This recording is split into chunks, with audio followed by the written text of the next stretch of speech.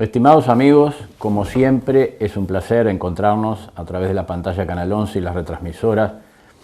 en el departamento de Canelones, pasado la primera vuelta del acto electoral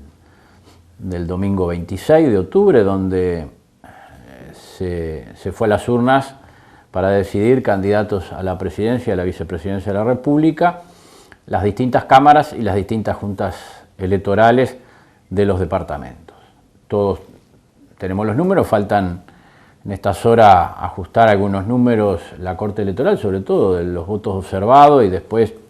de los escrutinios por coeficiente decreciente, por las adjudicaciones departamentales de las bancas a los partidos, sobre todo en la Cámara de Diputados, donde ya en el escrutinio primario, por ejemplo en la Cámara de Senadores, ya quedó más o menos definido, 15 senadores para el Frente Amplio, 15 para la oposición, por lo tanto el balotaje va a ser quien defina quién tiene las mayorías parlamentarias, o sea, en definitiva, las mayorías parlamentarias que hay que construir. De todas formas, el Partido Nacional, que va hacia el balotaje, tendrá que construir las mayorías parlamentarias necesarias si el domingo la ciudadanía le da la confianza a nuestro candidato Luis Lacalle Pou. Habrá que construirla con el Partido Colorado y con el Partido Independiente, o eso está ahí para la confirmación. Lo primero que queremos analizar de estos comicios es que es importante, además lo estamos en esta semana, es una semana que se ha retomado el trabajo parlamentario. En la segunda parte vamos a comentar de qué se trata o lo que se discutió en estos días y lo que está en la comisión permanente, pero en definitiva la primera parte del programa era, en primer lugar, analizar un poco esto de los números, que los seguimos analizando como partido, lógicamente buscando las alianzas necesarias, sobre todo las alianzas sociales, para los próximos 30 días generar la nueva estrategia de campaña hacia la última vuelta, o sea, la segunda vuelta o el segundo tiempo de estas elecciones. Lo que nosotros queremos es saludar a todos los compatriotas, y felicitarlos por una hermosa jornada cívica de respeto y en armonía en todo el territorio nacional. Nosotros votamos en nuestro departamento, el departamento de Cerro Largo, muy temprano en la mañana, pero después donde hubo una concurrencia masiva en tempranas horas de la mañana, con mucho respeto, con mucha armonía, en general en todos los circuitos. Después estuvimos recorriendo otros departamentos como 33, La Valleja, algunas zonas de Canelones, para concluir de noche esperando los resultados ahí en la Rambla, en donde se concentró la fórmula, en el hotel, en el NH Columbia, donde nosotros esperamos los resultados. Lo que, en primer lugar, eso, felicitar al pueblo uruguayo, felicitar a todos los orientales por esta jornada cívica de respeto y armonía entre los orientales, así que es fundamental para el fortalecimiento de la democracia. En segundo término, saludar y felicitar a nuestros compañeros del Partido Nacional por el enorme esfuerzo que han realizado, todos los compañeros, los militantes de todos los sectores del Partido Nacional, el enorme esfuerzo y la tarea desempeñada durante todos estos meses de campaña, que concluyeron en una primera etapa el día 26. Si bien es cierto que nosotros esperábamos un par de puntos más en el Partido Nacional, pero estamos dentro de los márgenes más o menos que habíamos calculado y más o menos lo que venía marcando encuestas más, encuestas menos, el Partido Nacional entre el eje del 32 al 34%. Bueno, el partido creció de aquel paupérrimo 21, 22, 23% que tenía el año pasado, 2013, a principio de año, mediado de año, 24, 25, y superó el 30%, por lo tanto votó mejor que en la elección anterior del 2009, pero superó aquellos márgenes tan paupérrimos que teníamos a principio del año pasado. Por lo tanto, el partido creció al influjo de una propuesta nueva, al influjo de un candidato joven, de una fórmula integrada por los dos sectores mayoritarios del Partido Nacional, que se fueron complementando realmente muy bien y que le permitió al Partido Nacional fortalecerse y llegar al comicio con una importante votación. Por lo tanto, agradecerle a todos los compatriotas que confiaron en el Partido Nacional, a ese más del 30% que nos confiaron con su voto en las distintas listas en todos los departamentos del país.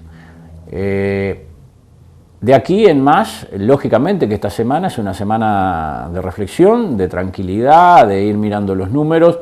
de ir analizando entre los compañeros el comando de campaña para ir planificando lo que va a ser la segunda parte e ir buscando las alianzas con el pueblo para generar la posibilidad de que el Partido Nacional vuelva al gobierno y que Luis Lacalle Pou sea el presidente. Si bien el Frente Amplio votó bien, por encima de lo que marcaban las encuestas, lo que es real, que no hay ninguna encuesta que haya acertado, ya pasó en la interna, ustedes lo han visto, errores de 8 o 10 puntos, acá en esta elección se da lo mismo, aquí hay errores realmente muy importantes de las agencias encuestadoras, por lo tanto la confiabilidad de ese más menos 2 margen de error se le fue, y que hoy no se puede decir que tal encuestadora o tal grupo de opinión que encuesta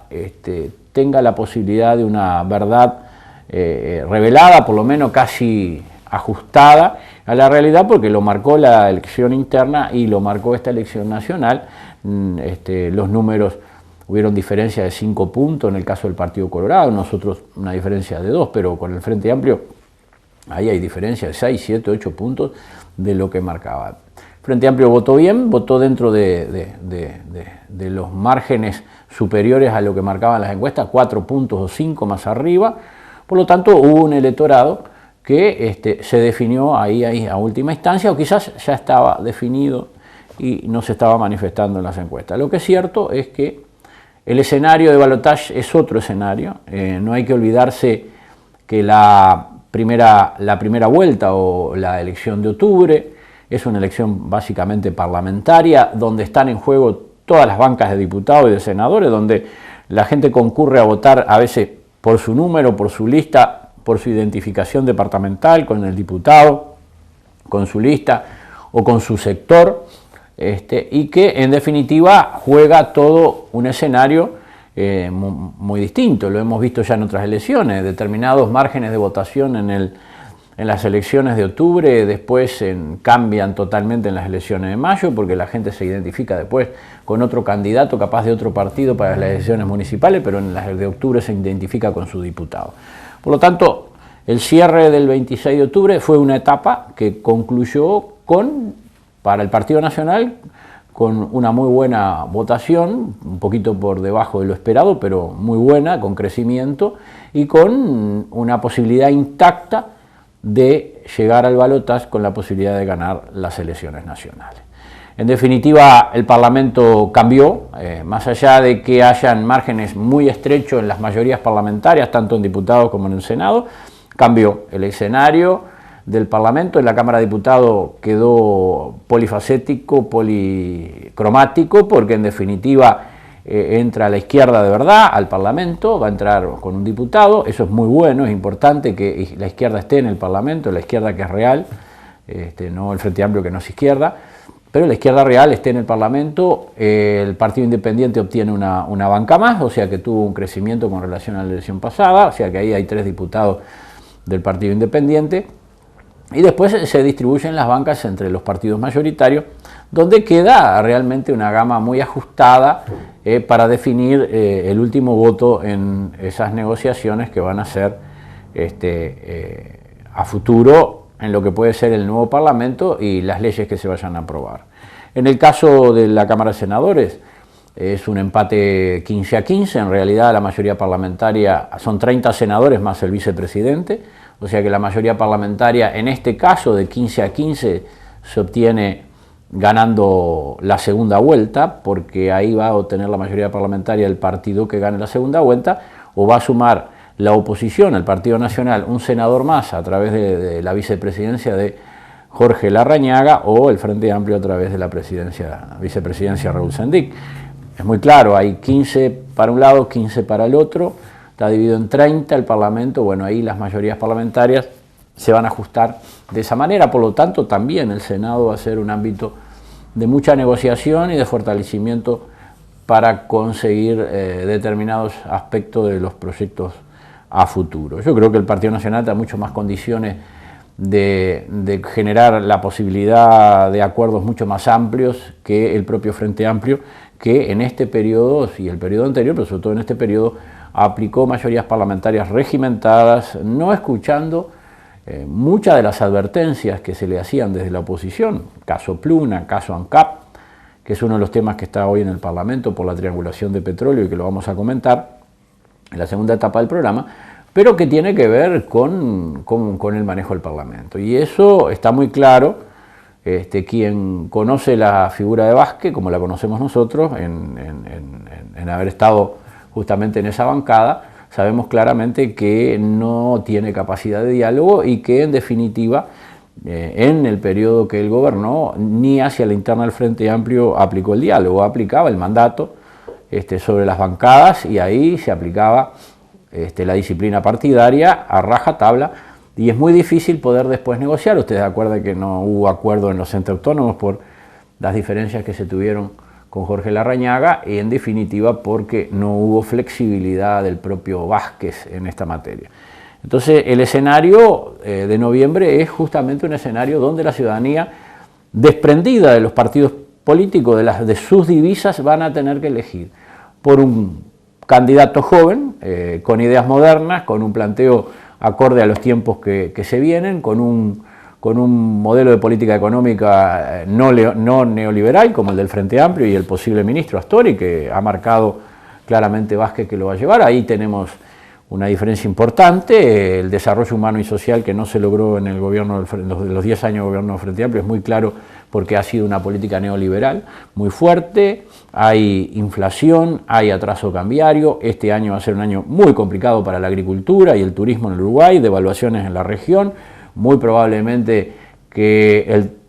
después de las elecciones de Brasil, pasada la etapa eleccionaria que estaba sujetado el real, se venga una devaluación brasilera para poder ser más competitivo en el marco internacional. Así lo están reclamando los empresarios brasileños. No hay que olvidarse que la frontera ya está designado toda una red de free shop del lado brasilero con 0 impuesto, o sea que va a transformar la frontera seca uruguaya en una ida al revés, y eso va a traer desocupación y problemas en las fronteras, sobre todo del lado uruguayo, en los comercios uruguayos, en los free shop uruguayos. La devaluación argentina, que se acentúa cada vez más, nos va a traer dificultades en el escenario de verano para el turismo, o sea que el escenario es de luces amarillas por un modelo neoliberal que no aprovechó el viento a favor que tenía y la economía creciente, que hoy no crece lo mismo, y las cuentas públicas se gastó y se sigue gastando, porque en esta campaña electoral se tiró mucho dinero en propaganda electoral de parte del Estado, que también eso va a ir a parar al déficit fiscal y a los impuestos que le están aplicando a todos los uruguayos. De todas maneras, 26 es una etapa que concluyó, los partidos fueron a las urnas, la gente decidió, hay que respetar la decisión soberana del pueblo, la gente decidió y eso es lo que marcaron las urnas. Es como decía Diego Lama, la urna es sagrada, por lo tanto lo que decidió la gente fue el 26, ahora es un nuevo escenario. Acá hay que decidir entre dos candidatos, mencionábamos un candidato joven con propuestas alternativas, un candidato que viene del continuismo, de reiterados errores en el gobierno en materia de amiguismo político, hechos de corrupción, cuentas fiscales disparadas, problema de un enorme déficit fiscal, endeudamiento de la familia en más de 5 o 6 mil millones de dólares y enorme cantidad de salarios bajos en jubilaciones y trabajadores. Por lo tanto, y el tema de inseguridad y educación en caída libre. La ciudadanía tendrá también que evaluar eso. Acá, ¿quién va a ser el mejor conductor para el país para solucionar los temas que hoy están arriba de la mesa y que marcan esas luces amarillas en el escenario? O sea que es un escenario donde no juegan los partidos políticos, no juegan las divisas, juega la ciudadanía en general, las mayorías sociales, y que van a ser las que van a decidir entre un candidato joven y un candidato que ya está pasando largamente la tercera edad y que en definitiva, lógicamente que eso afecta después en las decisiones de tomas de decisión de gobierno cuando los momentos críticos apremian en la decisión de gobierno. Además, comprometido con Argentina, lo que le costó a Vázquez con Kirchner, cuando se ató a la posibilidad de acarrear muchísima gente de Argentina y comprometerse con el gobierno kirchnerista, que después mandó acá adentro y terminamos en un lío terrible y siguió mandando con Mujica. Ahora, la cámpora, Cristina Fernández y los piqueteros argentinos acarrearon y hicieron un comando de campaña al otro lado y trajeron 37.000 argentinos o uruguayos argentinos a votar acá, acarreados de la otra orilla, con quién sabe qué compromisos ocultos hay detrás de eso, o sea que si gana Vázquez va a haber otra vez subordinación a la Argentina y otra vez líos y problemas con la Argentina por que van a tener que pagar los favores que le ha hecho la cámpora, el kirchnerismo y los piqueteros como Delía en la Argentina. En la segunda parte del programa vamos a tratar un poco más de estos temas y después continuaremos con lo que hoy en el Parlamento está en discusión, que tiene que ver con esta campaña electoral.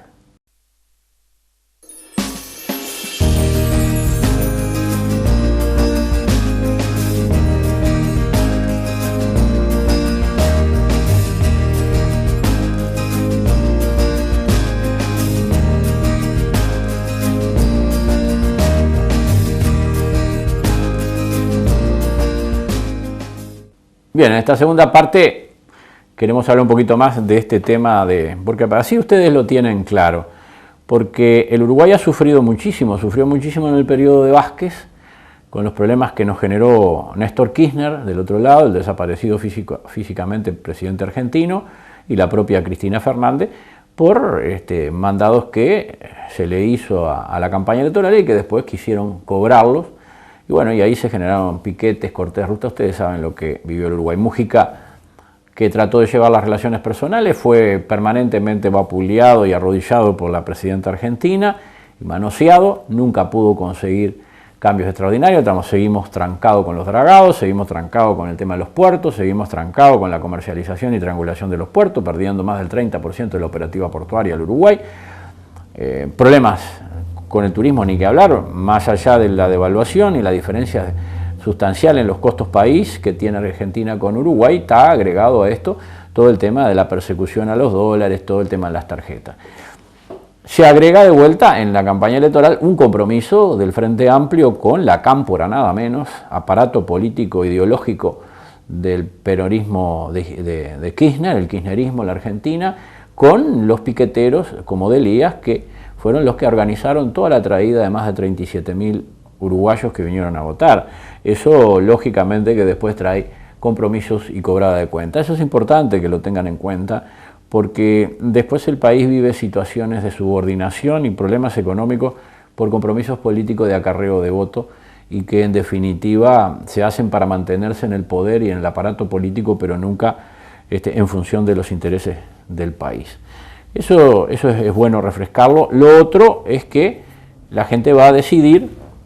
entre un candidato y el otro. Los partidos concluyeron sus etapas el 26, ahora la bandera que va a primar para nosotros los blancos va a ser la del Partido Nacional, pero vamos a convocar a través de ella a colorados, a frente amplistas, a independientes, a todos los que se sientan identificados con nuestras propuestas,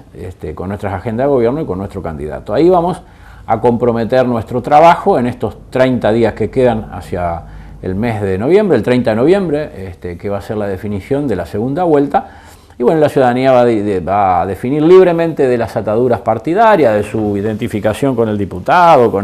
con el candidato al Senado, o con su lista, va a decidir entre un candidato de 76 años y un candidato de 41 años, un candidato con propuestas modernas, con visión y agilidad mental para desarrollar un escenario de definiciones en situaciones extremas, y un candidato que muestra su desgasto, que muestra sus problemas de gobierno, que no ha podido controlar el Frente Amplio, que en definitiva se siguen generando problemas en el país y que la continuidad de esas políticas pueden afectar seriamente la economía del país. En esos temas es la etapa que tiene de definición los ciudadanos y ustedes, soberanos,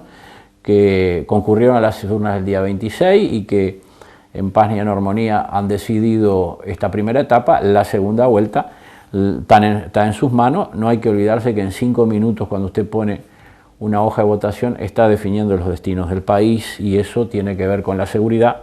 que sigue en caída libre, con la educación, que es un caos. Fíjese que el 60% de los jóvenes asiáticos van a la universidad, los nuestros no llegan al 8%, por lo tanto los próximos años van a ser generadores de esclavos del mundo del conocimiento. Por lo tanto el camino del Uruguay es sin retorno si continúa por ahí y si continúa con este proceso. Y lo mismo en materia de política económica, vamos a hacer un proceso crítico, peor que la crisis del 2002, de continuar el modelo económico astorista y de continuar el modelo económico de Vázquez. Por lo tanto, esa es la situación generada. Y arriba de ese escenario están todos los hechos de corrupción, Pluna versus también el tema ANCAP. ANCAP, menciono en esta última parte del programa, es un tema que está en el Parlamento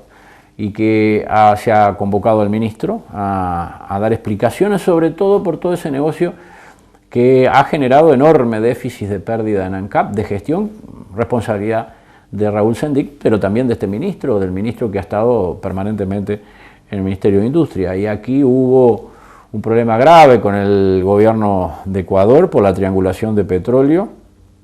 que hace a una empresa que intervino en esta triangulación con desvío de petróleo, cosa que no fue el negocio que hizo Mujica con el presidente Correa. Graves problemas tuvo en el Parlamento el presidente Correa en Ecuador porque hizo un negocio de gobierno a gobierno para traer combustible, petróleo a refinar al Uruguay y de acá generar un retorno de esos combustibles a Ecuador, porque Ecuador tiene una enorme producción de barriles de petróleo diarios y no tiene capacidad para refinar todo ese petróleo y sacarlo refinado, por lo tanto necesita refinar más. Hizo un negocio en Uruguay para que ANCAP le refinara una parte de ese combustible para Ecuador. Sin embargo, las explicaciones no son claras. ¿Por qué se derivó a una empresa, se tercerizó y además se permitió triangular el combustible hacia otras zonas, aprovechando el negocio con Ecuador, que era beneficioso para el Uruguay y que tendría que haberse sido beneficioso para los uruguayos en materia de baja de combustible, que cada día está más caro? Este tema, el tema de la planta de etanol, que hoy está en la justicia, lo hemos mencionado acá, se pagó 100 millones de dólares más de lo que vale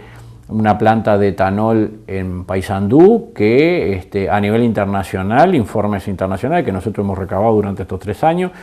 nos da cifra de por debajo de 70, 80, 90 millones de dólares menos una planta de 70 millones de litros al año de etanol. Por lo tanto, Uruguay está pagando una planta 90, 80, 90, 100 millones de dólares más de lo que vale en el mundo entero, en Estados Unidos, en Brasil, los grandes productores de etanol y fabricantes de estas plantas.